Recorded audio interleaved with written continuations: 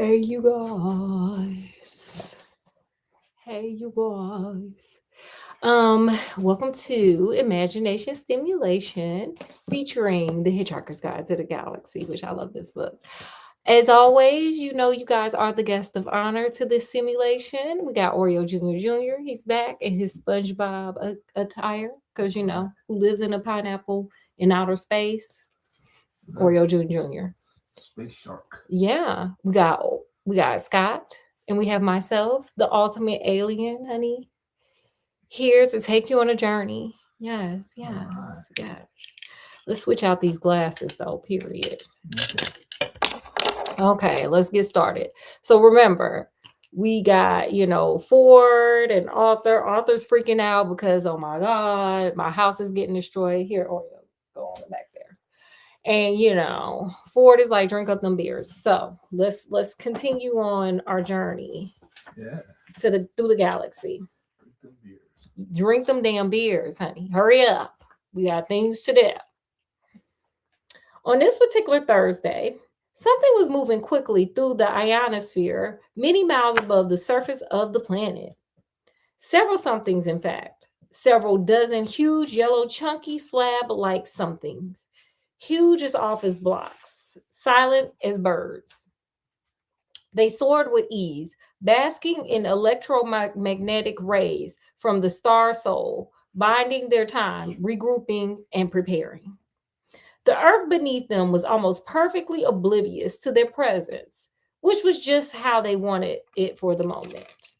The huge yellow something went unnoticed at Goon Hilly. They passed over Cape Canaveral without a blip. Woomer and Jovel Banks looked straight through them, which was a pity because it was exactly the sort of thing they'd been looking for all these years. Bummer. Yeah, y'all should pay attention. The only place they registered at all was on a small black device called the sub-ether somatic, which winked away quietly at itself. It nestled in the darkness beside a leather satchel, which Ford Perfect Prefect habitually wore slung around his neck. The content of Ford's satchel were quite interesting, in fact, and would have made any Earth physicist's eyes pop out of his head. Period. Like this. Wow. Okay. Yeah, that's what it looks like. Anyway, which is why he always concealed them by keeping a couple of dog-eared scripts for plays he pretended he was auditioning for stuffed down the top. Okay, he's a struggling actor. Many of us are.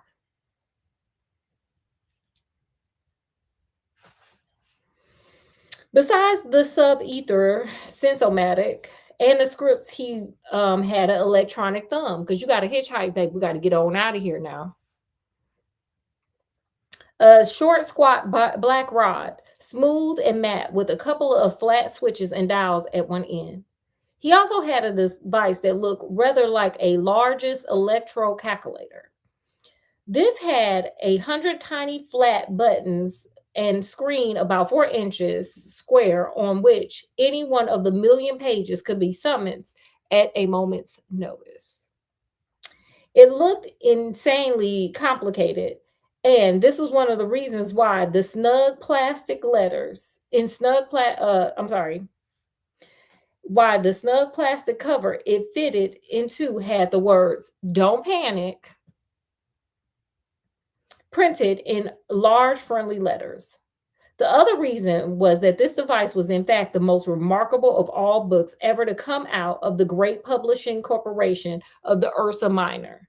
The Hitchhiker's Guide to the Galaxy, period. Yes, honey, yes. Look at it, look at it, look at it. Yes, honey. It glows in the dark even. Okay? Don't panic. Oh, wait, it don't say it on here. It says somewhere, though, damn it. The reason why it was published in the form of a micro sub electronics component is that if it were printed in normal book form, an interstellar hitchhiker will require several inconveniently large buildings to carry it around in. And who got time for that? Not me. Scott, you supposed to say ain't nobody got time for that. Well, if I ain't got time, nobody's got time. Scott ain't catching the pop culture reference, but it's fine. No. He's an alien too. Beneath that, in Ford's satchel were a few ballpoints, a notebook, and a brown bath towel from Marks and Spencer's.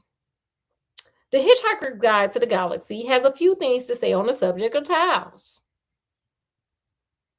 A towel, it says, is about the most massively useful thing an interstellar hitchhiker can have.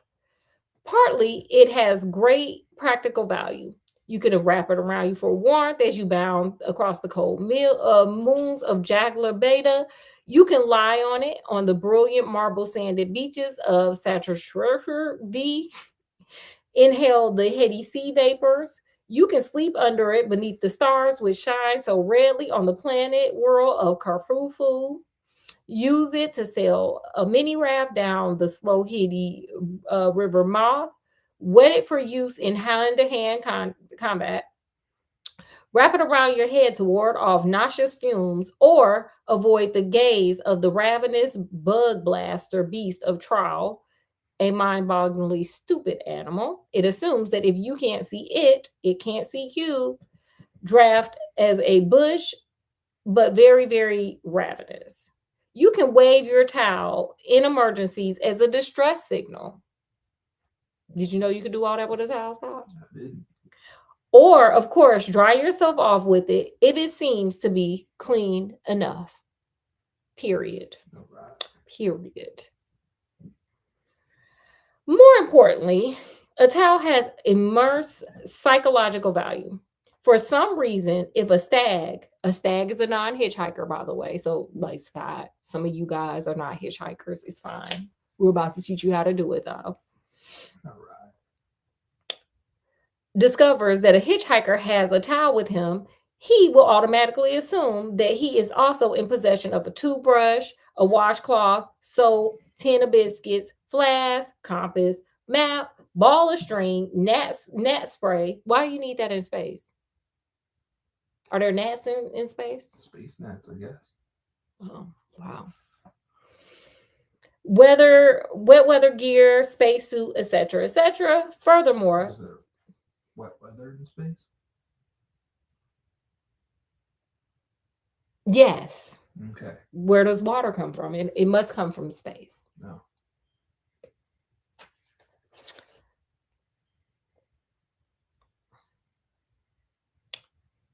Furthermore, the Strag will then happily lend the hitchhiker any of these or a dozen other items that the hitchhiker might accidentally have lost.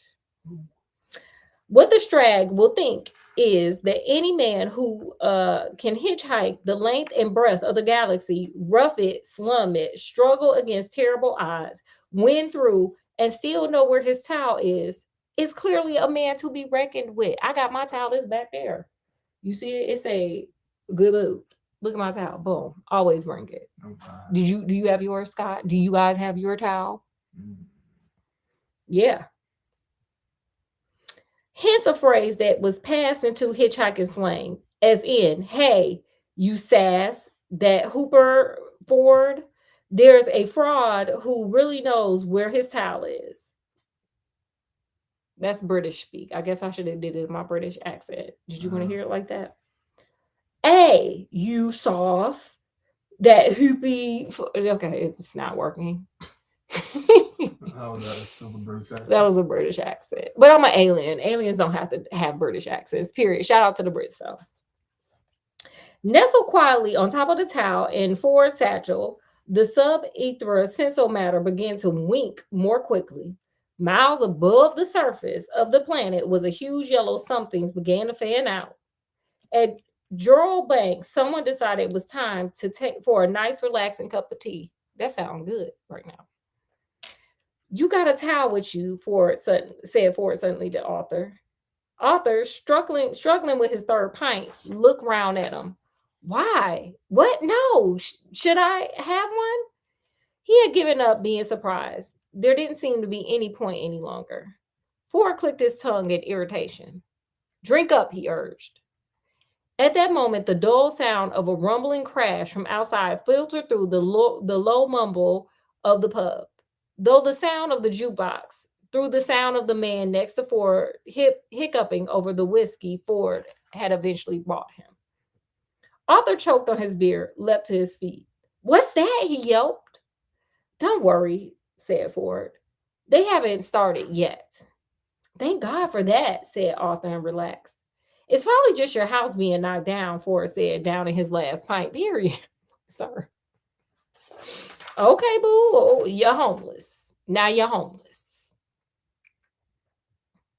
"What?" shouted Arthur. Suddenly, Ford's spell was broken. Arthur looked wildly around him and ran to the window. "My God, they are! They're knocking my house down. What the hell am I doing at the pub for? Y'all should have took the drinking into the house, sir. They wouldn't have knocked it down if you was in it. Duh. But you over here listening to your alien friend who's named after a car. It'll hardly make any difference at this stage," said Ford. "Let them have their fun." "Fun?" yelped Arthur. "Fun?" He quickly checked out the window again that they were talking about the same thing. "Damn, they're fun," he hooted and ran out of the pub, furiously waving a nearly empty beer glass. He made no friends at all at the pub that lunchtime. "Stop, you vandals! You homewreckers!" bawled Arthur. "You half-crazed whatever! Stop, will you?" "There you are, sir," said the barman, slapping his packet on the bar. 28 pence, if you would be so kind." Ford was very kind. He gave the barman another £5 note and told him to keep the change. The barman looked at it and then looked at Ford. He suddenly shivered. He experienced a momentary sensation that he didn't understand because no one on earth had ever experienced it before. In moments of great stress, every life form that exists gives out a tiny subliminal signal.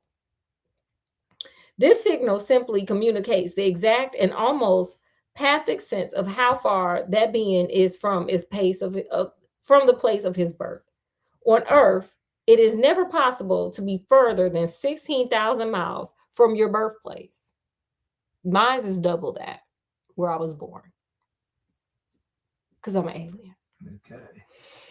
Which really wasn't very far. So such signals were to the minute to be noticed.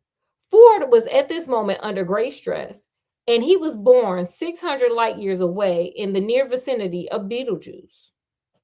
The barman reeled for a moment, hit by a shocking, incomprehensible sense of distance. He didn't know what it meant, but he looked at Ford with a new sense of respect, almost awe. "Are you serious, sir?" he said in a small whisper, which had the effect of silence in the pub. "You think the world's going to end?" "Yes," said Ford. But this afternoon, Ford had recovered himself. He was at his flippest. "Yes," he said gaily. "In less than 2 minutes, I would estimate." The barman couldn't believe this conversation he was having, but he couldn't believe the sensation he had just had either. "Isn't there anything we could do about it then?" he said. "Nothing, no," said Ford, stuffing the peanuts into his pocket. Someone in the hush bar suddenly laughed at how stupid everyone had become. The man sitting next to Ford was a bit snoozled by now. I don't even know what snoozled is. So, yes, shout out to the Brits once again. Yes. Trashed. His eyes weaved their way up to Ford. "I thought," he said, "that if the world was going to end, we were meant to lay down or put a paper bag over our heads or something. Put them on there, baby. Let's see how it go. Put the paper bags on your head." "If you like, yes," said Ford. "That's what they told us in the army," said the man. His eyes began to trek back towards the whiskey. "Will that help?" asked the barman. "No," said Ford, and gave him a friendly smile. "Excuse me," he said, "I've got to go." And with a wave, he left. The pub was silent for a moment longer, and then, embarrassingly enough, the man with the laugh did it again. The girl he had dragged along to the pub with him had grown to loathe him dearly over the last hour. "Okay, girl. Clearly, you didn't know him when he drove you to this pub. And it would probably have been a great satisfaction to her to know that in a minute and a half or so, he would suddenly evaporate into a woof of hydrogen, ozone, and carbon monoxide. However, yeah, the world is ending. Duh. The sky is falling. However, when the moment came, she too would be busy evaporating herself to notice. The barman cleared his throat. He heard himself say, "Last orders, please." The huge yellow machines began to sink downward and to move faster. Ford knew they were there. This wasn't the way he wanted it. Running up the lane, Arthur had nearly reached his house. He didn't notice how cold it had suddenly become. He didn't notice the wind. He didn't notice the sudden irrational squall of rain. He didn't notice anything but the caterpillar bulldozers crawling over the rubble that had been his house. "You barbarians," he yelled. "I'll sue the castle for every penny it's got. I'll have you hung, drawn, and quartered." He's mad. "And whipped and boiled until you've had enough." Ford was running after him very fast. Very, very fast. "And then I'll do it again," yelled Arthur. "And when I finish, I will take all of these little bits and I'll jump on them." Arthur didn't notice the men were running from the bulldozer. He didn't notice that Mr. Prusher was staring hysterically into the sky. What Mr. Prusher had noticed was that huge yellow somethings were screaming through the clouds. Impossibly huge yellow somethings. "And I will carry on jumping on them," yelled Arthur, still running, "until I get blisters or I can think of anything else unpleasant to do." And then Arthur tripped and fell headlong, rolled, and landed flat on his back. At last, he noticed that something was going on. His finger shot upward. "What the hell is that?" he shrieked. Whatever it was racing across the sky in its monstrous yellowness, tore the sky apart with mind-boggling noise, and leapt off into the distance, leaving the gasping air to shut behind it with a loud bang that drove your ears 6 feet into your skull. Another one followed and did the exactly same thing, only louder. It's difficult to say exactly what the people on the surface of the planet were doing now because they didn't really know what they were doing themselves. None of it made a lot of sense. I guess at this point, this is where you say, don't panic. No. Scott, stop panicking. You guys, stop panicking. All right. Stop. Okay, anyway. Running into houses, running out of houses, howling noiselessly at the noise. All around the world, cities, streets exploding with people, cars skidding into each other as the noise fell on them, and then rolled off like a tidal wave over the hills and valleys, deserts and oceans, seeming to flatten everything it hit. Y'all better stop panicking. Only one man stood and watched the sky, stood with terrible sadness in his eyes and rubber bungs in his ear. He knew exactly what was happening and had known ever since his sub-ether sensomatic had started winking in the dead of the night beside his pillow and wakened him with a start. It was what he had waited for all these years. But when he had deciphered the signal pattern sitting alone in his small dark room, a coldness had gripped him and squeezed his heart. Of all the races in the galaxy who could have come and said a big hello to planet Earth, he thought, didn't it just have to be the Vogons? Still, he knew what he had to do. As the Vogons screamed through the air high above him, he opened his satchel. He threw away a copy of Joseph and the Amazing Technicolor Coat. You trying to be religious through a play, sir? He threw away a copy of Godspell. He wouldn't need them where he was going. Everything was ready.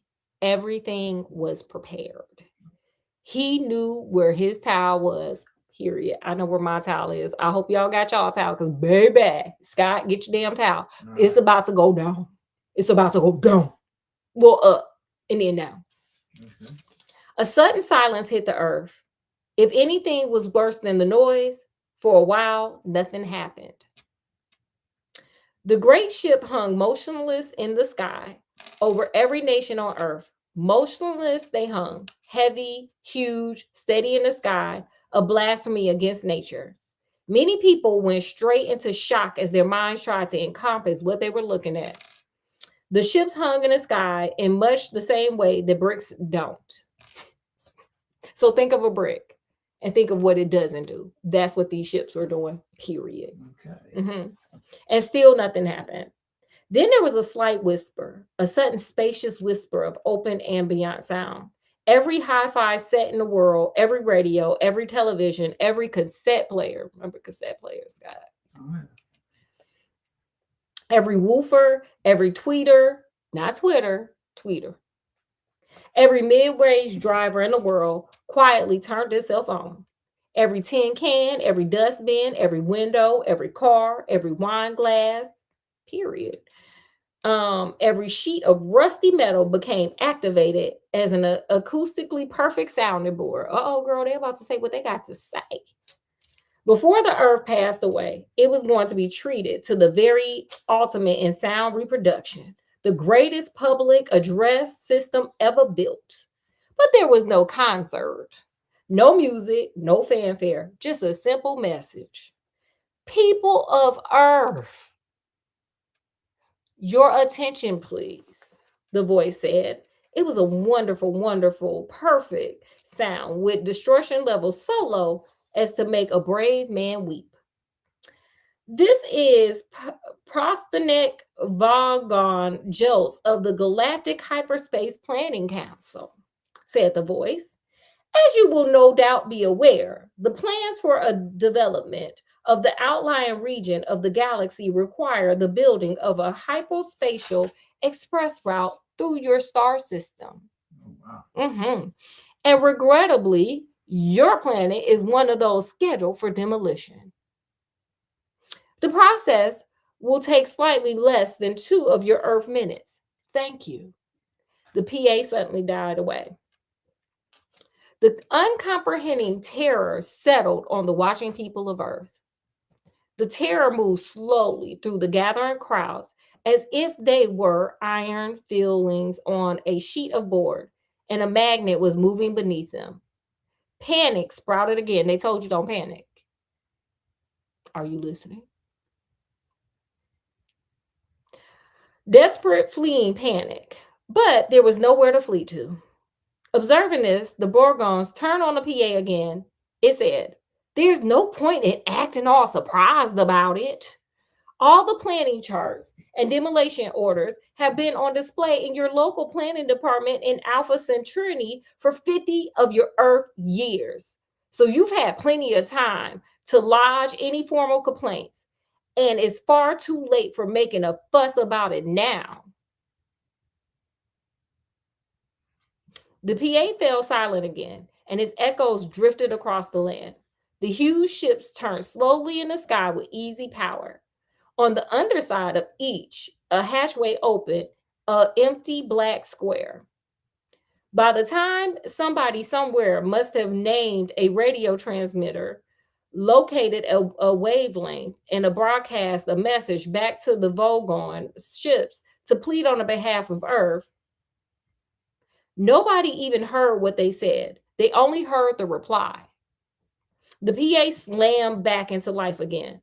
The voice was annoyed. It said, "What do you mean you never been to Alpha Centauri? For heaven's sake, mankind, it's only 4 light years away, you know?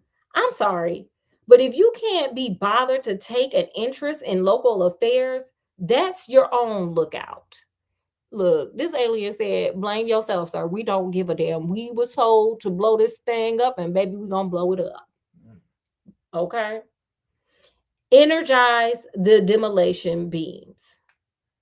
Light sprouted out of the hatchways. "I don't know," said the voice on the PA. apathetic, bloody planet. I have no sympathy at all. It cut off. There was a terrible, ghastly silence. There was a terrible, ghastly noise. There was a terrible, ghastly silence. The Vogon constructor fleet coasted away in the inky, starry void. That's it. Wow. Okay. It's getting heavy. Look, people losing their houses, people losing their planets, people are losing. And what are we doing? Hitchhiking and not panicking and bringing a towel. And I want to stop at Buc-ee's on my way. Okay. Yeah, I got my Buc-ee's on so we can stop at Buc-ee's. All right. Yeah, period. Okay. So that was chapter 3. What did you guys learn out there? You could put it in the comments. Tell us what you learned. Scott, what did you learn from that chapter? Well, I mean, I thought Arthur was having a bad day, but I guess the Earth is having a bad day. The planet is having a bad day. That lady was having a bad day being on that date, but hey, the Vogrons solved that problem for her, period. Problem solved. Bad date over. Okay, that's what you learned. That's what I learned. Well, my lesson of the day, and you guys, again, put your lesson of the day in the comment section. My lesson of the day is this. Sometimes when you think things are bad, honey, sometimes all you got to do is turn around, look up, look down, and notice that other things are even worse than what the hell you going through. Because Arthur is about to find out. Baby, you ain't just losing a house. You losing your home planet. So always look at the perspective of things and just double check. Is it really as bad as you think? And that's what I got for my lesson of the day. Yeah, that's what I got. Well, with that, we're going to end this. You guys got a 3 for today. Go check out some shorts. Go check out the other lives, all that good stuff. Thank you guys for showing up, though. I hope you guys had a great time. We totally had a great time having you here and love having you here. Make sure you guys like, share, and subscribe if you would like. And with that, we're going to bid you guys adieu so you can enjoy the rest of your Saturday. So from wherever we are to wherever you are, even if we're off this planet in the galaxy, peace, love, and happiness, and skinnamarink-a-dinky-dink. And we'll see you guys tomorrow for our Sunday Fun Day School. So we'll see you guys later. Thanks for stopping by. Bye, y'all. Bye.